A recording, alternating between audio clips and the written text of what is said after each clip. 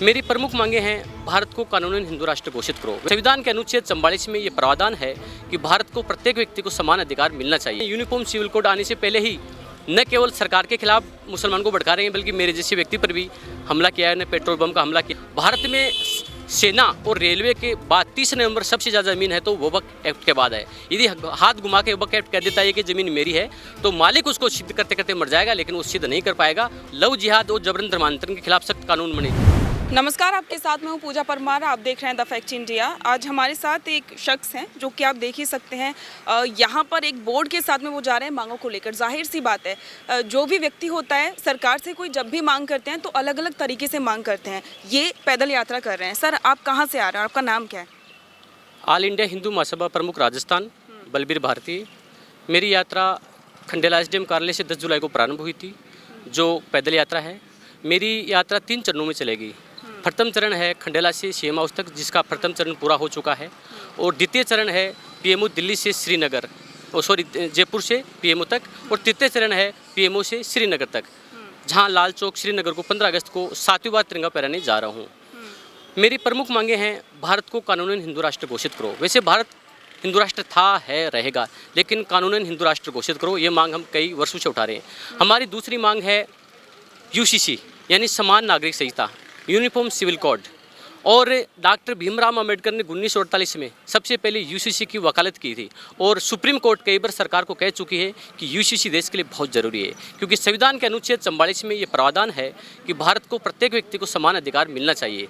क्योंकि अब अलग अलग नियम हैं, अलग अलग कानून हैं। आईपीसी सीआरपीसी तो एक ही लगती है, लेकिन जो सिविल लॉज हैं वो हिंदू के लिए अलग है, मुस्लिम के लिए अलग है, सिख के लिए अलग है। तो हम चाहते हैं कि यूनिफॉर्म सिविल कोड आए। लेकिन आपको बता दें, यूनिफॉर्म सिविल कोड आने से पहले ही न केवल सरकार के खिलाफ मुसलमान को भड़का रहे हैं, बल्कि मेरे जैसे व्यक्ति पर भी हमला किया है, ने पेट्रोल बम का हमला किया है, मेरे को थ्रेट की धमकी। कब हमला किया? मेरे पे हमला किया करीबन 1 महीने पहले। और मैंने थ्रेट लेटर में कन्याकुमार हत्याकांड हुआ था, उस समय मैं भी बाल बचा था, और मैंने उसके संबंध में 3 एफआईआर दर्ज करा रखी है। इसलिए सरकार ने मुझे एक पीएसओ दे रखा है। मेरी चौथी मांग है वर्शिप एक्ट। वर्शिप एक्ट का 1992 एक ऐसा कानून है जो हमारे लाखों मंदिर तोड़े गए, जहाँ पर मस्जिद बनाएगी। अगर वो वर्शिप एक्ट कानून हट जाए तो उन वापस मस्जिदों को उठाकर वहाँ हमारे मंदिर बनाए जा सकते हैं, लेकिन इस कानून की वजह से नहीं ठहरा, गंदा कानून है।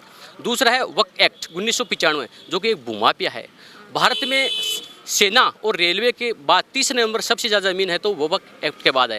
यदि हाथ घुमा के वक्फ एक्ट कह देता है कि ज़मीन मेरी है, तो मालिक उसको सिद्ध करते करते मर जाएगा, लेकिन वो सिद्ध नहीं कर पाएगा, और लास्ट में जाएगा कहाँ? आप सुप्रीम कोर्ट में नहीं जा सकते, किसी कोर्ट में नहीं जा सकते, उन्हीं के ट्रिब्यूनल में जाना पड़ेगा, जो उन्हीं के लोग होते हैं। इसलिए ये कानून हटे। और हमारा लव जिहाद और जबरन धर्मांतरण के खिलाफ सख्त कानून बने। 6 साल में 70 बेटियों को लव जिहाद के चक्कर में फंसाकर बर्बरतापूर्वक से मारा गया, जिस प्रकार साक्षी के साथ हुआ, श्रद्धा के साथ हुआ। और आपको बता दूं, लव जिहाद और जबरन धर्मांतर राजस्थान में भी खूब चल रहा है, जोरों से चल रहा है, तो इसके खिलाफ सख्त कानून बने, हम ये चाहते हैं। और जनसंख्या नियंत्रण कानून आए। इस 5 सूत्री मांगों को लेकर मैं ये यात्रा करूंगा, और मेरी यात्रा श्रीनगर तक ही नहीं रहेगी। जब तक ये 5 मांगें पूरी नहीं होगी, मेरी यात्रा नॉन स्टॉप, मेरे आंदोलन अभियान चलते रहेंगे। ठीक है बलबीर जी, एक बात है कि आप सीएम हाउस तक तो पहुंच ही गए। क्या आपकी मुलाकात हुई सीएम साहब से? मेरी सीएम हाउस से तो मुलाकात नहीं हुई। मुझे वेटिंग करने के लिए कहा सोमवार तक, अगर सीएम हाउस से मिलना चाहते हो तो आप सोमवार को वेटिंग करो। इसलिए मैं ओएसडी से मिला, और ओएसडी से मैंने मेरे 5 पूरी फाइल रख दी कि जिहादियों ने मेरे वो जो धमकी दी थी, मेरे खिलाफ जो साजिश रची जा रही है, मारने की बार बार कोशिश की जा रही है, तो उसके संबंध में सारे पत्र और पूरी डॉक्यूमेंट्स मैंने रख दिए हैं। तो ओएसडी को मैंने आज सीएम हाउस में ज्ञापन दिया है। ठीक है, आप 5 सूत्री मांगे आपने रखी थी। जी। आप कानूनी रूप से आप चाहते हैं कि भारत हिंदू राष्ट्र बने। जी। लेकिन भारत को धर्मनिरपेक्ष देश कहा जाता है, तो इसको लेकर मैं आपको बता दूं, देश के संविधान, हम देश के संविधान को सब मानते हैं। देश के संविधान के सबसे पहले पन्ने पर श्री राम जी की फोटो है। और हिंदू धर्म का मतलब ये नहीं होता है कि आप किसी को मजहब का धर्म बना रहे हैं। हिंदू धर्म का मतलब होता है वे ऑफ स्टाइल, जीने का तरीका, राम राज्य। हम ऐसा धर्म, ऐसा राज्य जहाँ प्रत्येक व्यक्ति को रहने की अधिकार मिले, जहाँ जाति पाति ऊंच नीच सब समाप्त हो जाए, जहाँ किसी के खिलाफ कोई अलग कानून नहीं हो, किसी प्रकार का डिस्क्रिमिनेशन नहीं हो, सबको राम राज्य मिले। इस प्रकार का हमारा हिंदू राष्ट्र से मतलब है। लेकिन आपको लगता है कि ये सब इक्वलिटी आ पाएगी? क्योंकि कहीं ना कहीं अगर मान लिया जाए, चलिए आप जो मांग कर रहे हैं उसे, हाँ, इस पूरी धरती पे 57 इस्लामिक राष्ट्र हैं, 22 क्रिश्चियन राष्ट्र हैं, ईसाई राष्ट्र हैं 20 के लगभग। पूरे भारत में, पूरे विश्व में एक भी हिंदू राष्ट्र नहीं है। एक बता दूं, जो व्यक्ति बाहर से हिंदू प्रताड़ित है अगर कोई कहीं जाना चाहिए आना चाहिए तो वो कहाँ जाएगा? उसके लिए तो भारतीय। तो भारत जब तक हिंदू राष्ट्र नहीं है तो कोई प्रताड़ित हिंदू यहाँ नहीं आ सकता। इसलिए हमारी मांग है कि भारत हिंदू राष्ट्र बने, राम राज्य आए और सबको जीने का अधिकार मिले, और ये हमारा हिंदू राष्ट्र ही देता है। तो आप अकेले ही आ रहे हैं? हाँ, मैं अकेले हूँ, केवल मेरे साथ मेरा PSO है जो सरकार ने दे रखा है, मैं अकेला आ रहा हूँ।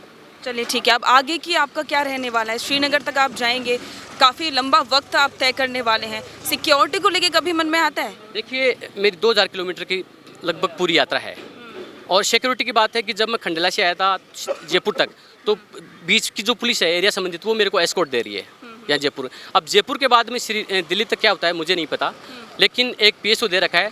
और ये ज़रूर है कि मुझे कई धमकियाँ, मुझे रात को भी करीबन आपकी भवानी कॉलेज है उसके आसपास एक स्कॉर्पियो थी, उसने टक्कर मारने की ज़बरदस्त कोशिश की, जिसके पीछे नंबर दिखे थे, वो भी प्लेट से, उसमें प्लेट लगा रखी थी। तो ये जिहादी मेरे पर अनेक प्रकार से, मतलब सरतन से जुदा करने की धमकी बार बार दे रखे हैं, तो अनेक प्रकार से मुझे अटैक करने की कोशिश कर रहे हैं और उन्हीं का मैं फैशिंग भी कर रहा हूँ। ठीक है, यही वाली बात है। देखिए, मेन सिक्योरिटी वाली बात होगी, मांगों की बात होगी, तो क्या अब आप दिल्ली पहुंच रहे हैं? दिल्ली में भी आप किससे आप मिलना चाहते हैं? दिल्ली में मैं PMO में जाऊंगा, और मैं ये कहूँगा कि कम से कम प्रधानमंत्री, और प्रधानमंत्री नहीं है तो उससे संबंधित प्रधानमंत्री के जो मुख्य सलाहकार हैं उनसे मिले और मेरी मांगों पर ध्यान जाए, क्योंकि भारत को हिंदू राष्ट्र बनाने का जो पावर है वो केंद्र सरकार के पास ही है। UCC हालांकि राजस्थान सरकार बना सकती है अपने प्रदेश में, जैसे गोवा में UCC है तो राजस्थान में आ सकती है, तो UCC की मांग करें। जबरन धर्मांतरण और लिव जिहाद के खिलाफ राजस्थान सरकार कानून बना सकती है।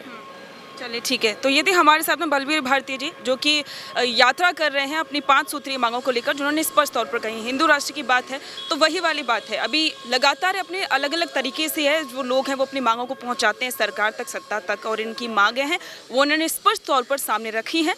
राजस्थान के यहाँ पर भी सेवा में पहुँचे और अब PMO में जाने का कार्यक्रम है, इसके बाद में श्रीनगर तक जाने का कार्यक्रम रहने वाला है।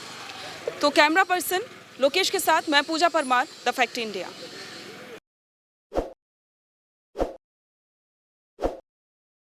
ताज़ा खबरों के लिए विजिट करें द फैक्ट इंडिया की वेबसाइट और डाउनलोड करें द फैक्ट इंडिया ऐप।